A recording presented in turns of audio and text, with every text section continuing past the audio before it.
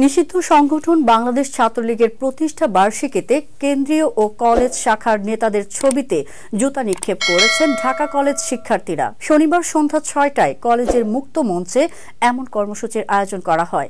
এতে বিভিন্ন বর্ষের শিক্ষার্থীরা অংশগ্রহণ করেন। এ সময় শিক্ষার্থীরা ছাত্রলীগের কেন্দ্রীয় সভাপতি সাদ্দাম হোসেন, কেন্দ্রীয় সাধারণ সম্পাদক শেখ ওয়ালি আসিফ ইনান, কলেজ শাখা ছাত্রলীগ নেতা জনি ও রহমতুল্লাহর ছবিতে জুতা নিক্ষেপ করেন।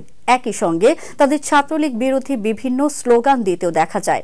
এই কর্মসূচিতে অংশ নেওয়া শিক্ষার্থীরা বলেন, দীর্ঘ ১৬ বছর ধরে আওয়ামী লীগ ক্ষমতায় থেকে নানান অন্যায় অবিচার করেছে। তাদের সঙ্গে দলটির ছাত্র সংগঠন ছাত্রলীগও ক্যাম্পাসগুলোতে বেপরোয়া কার্যক্রম চালিয়েছে। তারা ক্যাম্পাসে সন্ত্রাসীর ভূমিকা পালন করেছে। সাধারণ শিক্ষার্থীরা ছাত্রলীগ নেতাদের অত্যাচারে অতিষ্ঠ ছিল। কেউ তাদের অন্যায়ের বিরুদ্ধে কোনো প্রতিবাদ করলে নির্যাতনের খড়গ নেমে আসত। এর আগে ঢাকা বিশ্ববিদ্যালয়েও নিষিদ্ধ বাংলাদেশ ছাত্রলীগের ৭৮তম প্রতিষ্ঠা বার্ষিকীতে শেখ মুজিবুর রহমান, শেখ হাসিনা সহ সংগঠনটির নেতাকর্মীদের ছবিতে জুতা নিক্ষেপ প্রতিযোগিতার আয়োজন করা হয়। হেট থ্রো নামে কর্মসূচি পালন করা হয়। পরে শেখ মুজিব, শেখ হাসিনা সহ আওয়ামী লীগ ও ছাত্রলীগের নেতাদের কুশপুতুল দাহ করা হয়।